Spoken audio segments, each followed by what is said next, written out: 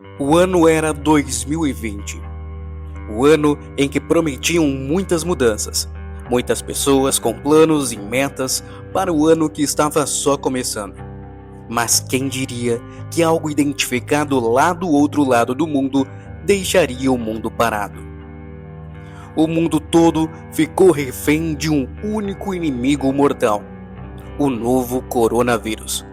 Um vírus imperceptível que avassalou de um polo ao outro do planeta. Pela primeira vez na história da humanidade moderna, aeroportos ficaram fechados. Apenas aviões que estavam prestando algum tipo de serviço, seja aeromédico, transporte de medicamentos e pacientes, era permitido. Missas, cultos, outros eventos religiosos foram proibidos. Todos tiveram que praticar a sua fé à distância de forma online. Escolas fechadas e professores assustados, pois tiveram que da noite para o dia readequar a forma de dar aulas. Sair na rua era proibido e o comércio teve que fechar as portas. Apenas estabelecimentos de primeira necessidade podiam abrir, como supermercados, padarias e farmácias, porém com restrições de número de pessoas. Shows, feiras, eventos foram cancelados e os artistas tiveram que buscar um novo modo de se apresentar, as famosas lives. O mundo todo se compadeceu na pandemia. Pela primeira vez, o rico e o pobre tiveram as mesmas restrições. E eu dizia, não, isso não vai me atingir. E chegou um momento que eu acabei sabendo que eu estava com Covid, mas mesmo assim eu achei que eu queria passar de uma forma fácil e ligeira. Mas quando me vi eu estava hospitalizado, quando eu vi eu estava na UTI, aí chegou um momento que eu não aguentava mais e acabei pedindo para me entubar, fui entubado e apaguei e acordei praticamente 2 meses depois. Tive um pequeno sintoma de uma fraqueza, estava me sentindo muito fraco. Aí conversei com a nossa diretora da escola, quando ela me comunicou, Godoy vai até onde faz o centro da Covid, lá certinho, a triagem, e me desloquei para lá, fui tranquilo, cheguei lá bem, até fui dirigindo inclusive, mas chegando lá vi que eu não estava bem mesmo. Aí me fizeram uma série de exames e tudo mais, eu não tinha mais saturação, mas estava consciente, estava conversando, estava bem. Mas me colocaram no oxigênio, veio o médico, fui muito bem atendido pelo pessoal da saúde e automaticamente me encaminharam para o hospital mais cedo. Chegando lá, acusou que estava com Covid, passei o dia todo no hospital, minha saturação não subia, era 94, 95, que seja normal, né? Mas a minha estava em 88, 83, 85 e não subia. Quando chegou lá umas 7 horas da noite, chegou um médico e disse que teria que intubar-me. Nesse momento, mandaram me chamar uma pessoa responsável por mim, onde minha esposa me acompanhou também o dia todo, na situação de sabendo se estava ou não estava, aquela tensão, aquela coisa. E entrei no centro de treinamento do hospital às 7 da noite, aí não, sinceramente fui me tornar uma pessoa normal de novo assim na minha situação no dia 4 de abril, que era bem dia de Páscoa, o dia que eu retornei da Covid, mas não conhecia nada, estava assim muito perdido. Não se podia ir no funeral. Um dos meus primos eu não pude ir ao funeral porque ele ainda estava infectado e não, então só foram ali 2 horas, o caixão fechado e não foi possível estar com ele. O Davi, o meu segundo primo, como já fazia 30 dias, ele ficou um período na UTI, então mais familiares puderam estar com ele. Esse ambiente veio sentindo aquela onda chegando no Brasil, a onda do Covid, nós não sabíamos o que era. Isso eu estou falando da parte médica. Na época eu coordenava 20 médicos, mais ou menos, na UPA, e ninguém sabia o que viria a acontecer, o que seria, o que nós faríamos para amenizar essa onda de morte, de catástrofe que teve do Covid. Foram épocas bem difíceis no começo, a gente não tinha ideia do que dá no paciente, era uma doença muito nova, nem médico no mundo sabia, juntamente com o Dr. Edemar, juntamente com os outros médicos da gente se informava, lia, estudava e assim, tentava fazer o melhor possível dentro do desconhecimento nosso, da medicina em geral. Era muito estressante, pois você via um paciente num dia relativamente bem, com sintomas de Covid, e no outro dia ele estava entubado, no outro dia ele estava morto, pacientes perdendo familiares, com medo do que viria a acontecer. Eu juntamente também ali na secretaria eu fazia parte da comissão do Covid, então a gente tentou, com a nossa ignorância da época, ajeitar fluxo de atendimento, posto de saúde, UPA, atendimento mais C, UTI, respirador, inclusive nós tínhamos eu lembro, tinha 2 ou 3 respiradores na UPA, nós doamos para o mais C para que fosse atendido os pacientes mais graves da Covid. Foi uma coisa assim surreal.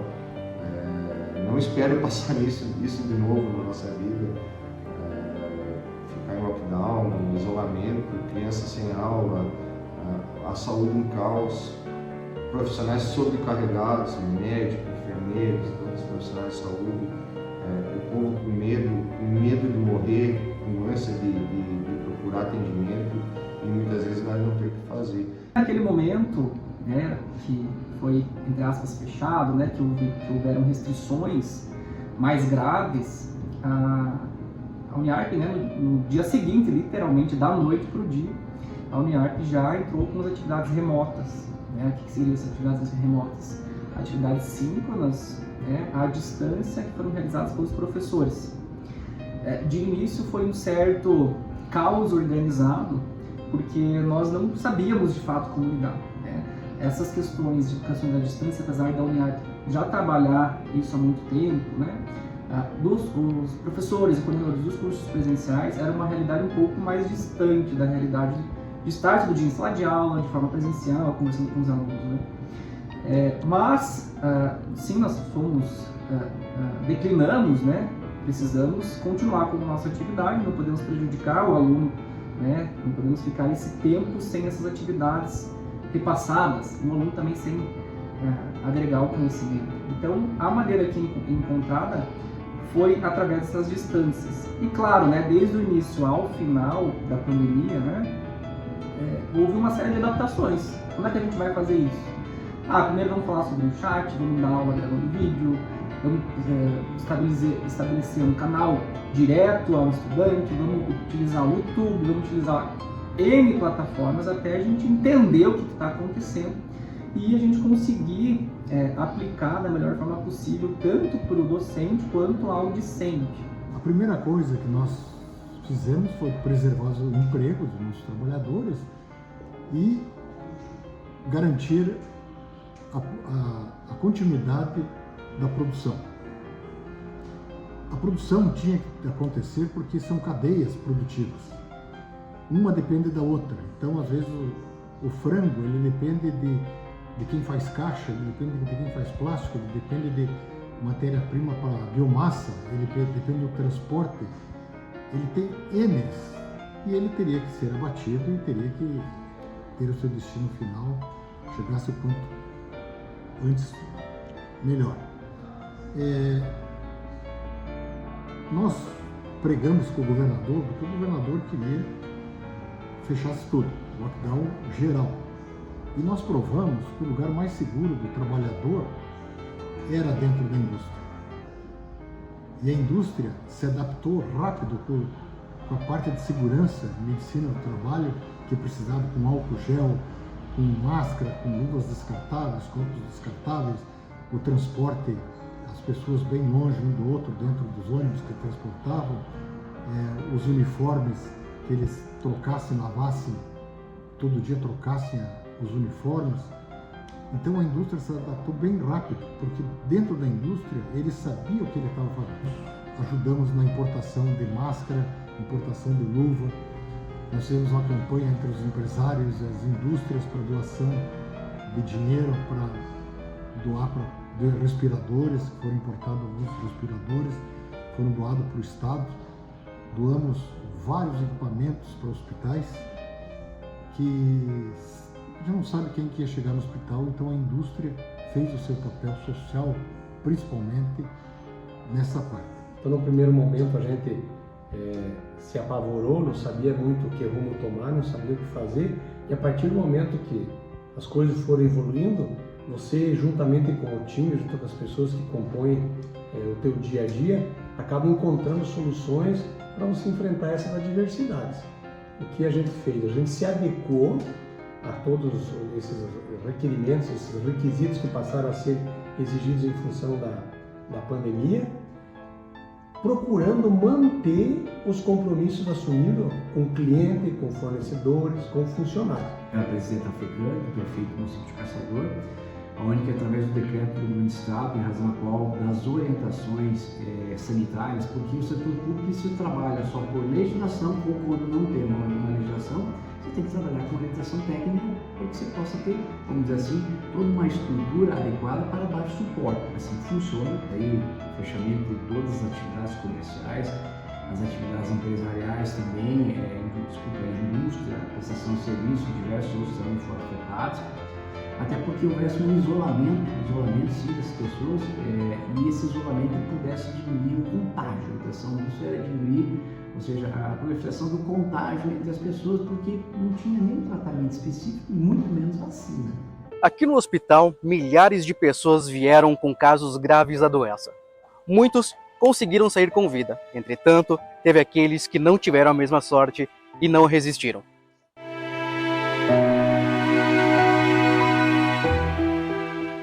Nós, enquanto hospital, a gente passou por momentos, a gente pode dizer que foram verdadeiros pesadelos durante principalmente o ano 2020 e 2021.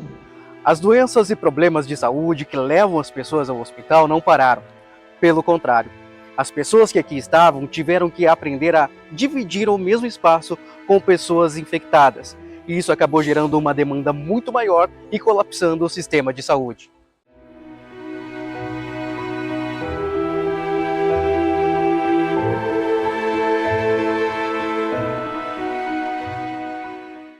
A gente viveu momentos de profundo desespero, né, podíamos dizer, diante da necessidade de internação das pessoas, de leitos de UTI, de respiradores, de material, MATIMED, e profissionais também adoecendo, e a gente não dando conta de toda aquela situação. Eu tive a possibilidade de viver praticamente o ano inteiro dentro do hospital. Eu saía todas as noites da secretaria, ia para o hospital sábados, domingos, feriados, por uma única coisa. Quando eu acompanhava um paciente entrando no hospital, eu normalmente estava lá na parte da noite, lá quando eles entravam, eu visitava na enfermaria. Muitos foram intubados durante o processo. E é óbvio, naquela época existia muito medo, muito terror da doença, né? Porque estavam morrendo muitas pessoas. E a gente assumia aquele compromisso de dizer para as pessoas: olha, eu vou estar com vocês aqui, não se preocupa não, toda noite eu vou visitar você aqui. E isso acabou criando laços entre a minha pessoa e inúmeras pessoas. Então aquilo, eu não fazia o ato de ir diariamente para o hospital, não era uma obrigação minha, era um compromisso que eu tinha com as pessoas que eu tinha assumido. Então isso foi uma experiência que Deus me deu muito boa. Aqui na frente do hospital, passou a ser um ponto de encontro de orações. Muitas pessoas, padres, pastores, vinham para cá para fazer as suas orações, pedindo a recuperação das pessoas que aqui estavam internadas e também a proteção das pessoas que estavam na linha de frente da pandemia, como médicos, enfermeiros e técnicos, dentre outros. Foram anos difíceis da gente enfrentar quando o tema é Covid, né? Porque a gente não era isento de ficar doente também, como aconteceu com a grande maioria dos profissionais do hospital. Essa pandemia, o que ela deixou para nós, assim, ela educou nós, né? Ela educou nós em tudo, né? A gente trabalhava numa forma veio várias determinações, a gente se obrigou, né, a trabalhar dentro daquilo ali. E assim, ó, a respeitar. O respeito, o que a pandemia ensinou a nós foi a respeitar, né? Um pouco mais de empatia, de amor ao próximo, né? Porque, graças a Deus, nós estamos aqui para poder contar, né? Mas muitos não tiveram a mesma sorte, né?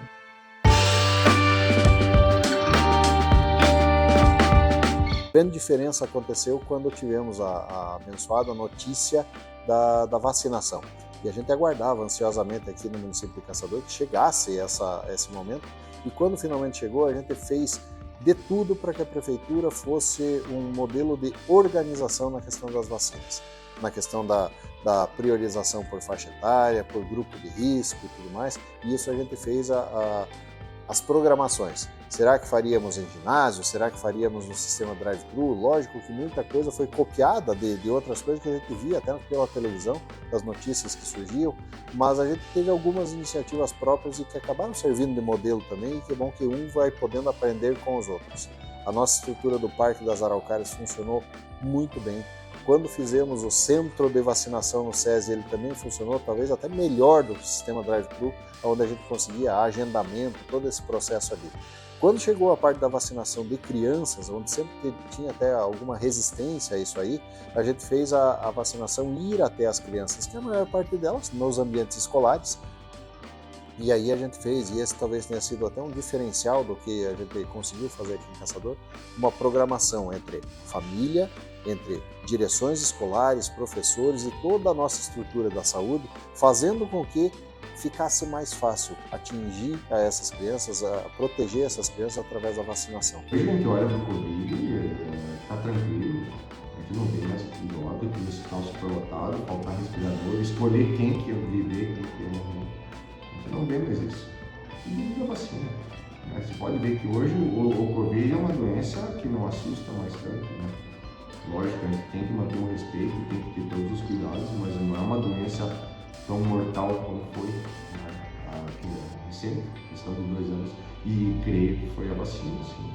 Foi a vacina, porque até a questão de tratamento não mudou. A gente faz mais ou menos o uso dos mesmos remédios até hoje. E por que reduziu tanto esse resultado da vacina? Então, assim, vacine-se, né? Tem algumas pessoas que têm efeitos colaterais, graves, mas é o que vai ajudar, é o que vai te salvar. E assim, você vacinando, você não vai estar só salvando você, você vai estar salvando outros. Né? Quantas pessoas que vai evitar de passar o Covid, pessoas que estão em contato com sua família, com seus amigos, com seu trabalho. Então, assim, a vacina é um pensamento coletivo, não é só um pensamento individual. Vacine-se. Em lotes. Então, o que é incrível, né? Naquela época, quando recebia 1.000 vacinas, 2.000 vacinas, era uma coisa assim, loucura, todo mundo pedindo para tomar vacina, querendo tomar vacina. E o contraponto, hoje nós não conseguimos atingir a meta das pessoas que têm que tomar um reforço, das pessoas que têm agora essa última dose agora, da bivalente, que é super importante. Então, são 2 momentos que a gente tem que analisar com muito cuidado. O momento do início da vacinação, onde estava todo mundo alucinado porque queria vacina e as pessoas faziam qualquer coisa para conseguir uma vacina. Todo o processo de vacinação que nós trabalhamos aí, recebemos e junto com as estruturas hospitalares, demos suporte, e hoje que você tem a vacina disponível, a gente não consegue atingir esse índice vacinal. Isso é uma coisa que nos preocupa profundamente. Muita resistência em situações da vacina, situações de outras coisas que não pegam, que não pegou, ou que ainda luta em dizer que não existe, ou que é uma coisa, não, mas eu acho que veio aí, aconteceu, gente, provou que existe. Eu só digo, gente, cuidado, gente. Vamos ter cuidado, vamos tomar. Eu só fui tomar as 4 doses da vacina e se vir mais 4, mais 10, vou tomar. Eu também fui numa situação assim, que bem na época era para mim tomar a vacina, não tinha chegado a minha idade ainda. Estava a idade que faltava 2, 3 anos de diferença para tomar a minha dose, senão eu já teria tomado, gente. Então, fui tomar, estou aí aguardando via essa bivalente e vou tomar também. Então eu digo, gente, vamos cuidar, vamos acreditar. Eu acho que veio para provar alguma coisa e aconteceu. Está aí, isso não tinha levado e matado tanta gente como está acontecendo, aconteceu, e tomara Deus que pare, que isso seja uma coisa que daqui a pouco nos deixe em paz e vamos em frente. Tivemos um aprendizado muito grande todo o processo, que vai continuar por muito tempo. Outras contaminações vão ter, outras pandemias vão ter, são sabemos de reflexo de como vai ser esse projeto. Mas o gestor tem que estar preparado para que ele possa trabalhar com coerência, para que ele possa trabalhar em grupo, para que ele possa ter orientação técnica, para que ele possa avançar e dar o melhor sentido à preservação de toda a vida humana. A lição principal que a gente tira é que todos dependemos de todos. Não existe ninguém que está privilegiado, até na questão financeira. A gente vai dizer, a pessoa tem mais condições financeiras, ela pode buscar um tratamento diferenciado. Não, para esse vírus não existiu nenhuma diferença. Todos estávamos no mesmo mar e remando praticamente no mesmo barco, né? A gente fala que está no mesmo mar em barcos diferentes. Mas com o Covid não. Com o Covid nós estávamos no mesmo mar, na mesma situação, e todos praticamente dentro do mesmo barco, correndo o mesmo risco. Então a gente aprendeu sim. O maior aprendizado que a pandemia trouxe para o setor produtivo foi a capacidade e a resiliência da classe empresarial em se adaptar, encontrar alternativas para manter o negócio girando e para manter o negócio funcionando, respeitando sempre a maior condição, que era a saúde e a segurança de todos os colaboradores. Eu acho que isso é um fator muito importante. Talvez o caminho mais fácil fosse realmente fecha tudo e para tudo. Mas e aí, quem paga a conta? Não tem sentido, né? Então o ideal foi a gente realmente proceder da maneira como foi procedido, encontrando alternativas para cumprir o requerimento, preservando a saúde e a integridade de todas as pessoas do nosso dia a dia e cumprindo também, no caso específico nosso, todos os contratos de exportação que nós havíamos acordado com todos os nossos clientes. Ou seja, no final, toda a cadeia conseguiu trabalhar de forma tranquila e serena, sem prejudicar ou sem criar um problema maior, que era o que? Dou parabéns a toda a comunidade que preservou, que cumpriu as regras, que ajudou e colaborou para que essa pandemia, apesar de ter levado muitas vidas, não poderia ter levado muito mais se não houvesse esse engajamento de toda a população junto com a indústria. Fica talvez de lição de tudo isso, é que a gente tem muito a trabalhar juntos. Quando a gente se entende como uma única sociedade, quando algo externo que pode ameaçar todos nós, se a gente estiver unido em prol do mesmo ideal, a gente consegue resultados maravilhosos. E é isso que a pandemia trouxe de ensinamento. Agora, vamos estar protegidos, vamos nos organizar como cidade, como estado, como país mesmo, estar preparados, talvez a gente nunca esteja, mas que a gente esteja pelo menos atento para poder dar a resposta rápida que tanto nós, nossas famílias e tudo mais, quanto as estruturas que dependem das pessoas que estão em posto de comando realmente, possam responder de uma maneira rápida, eficiente e que isso seja transformado em um benefício para a população.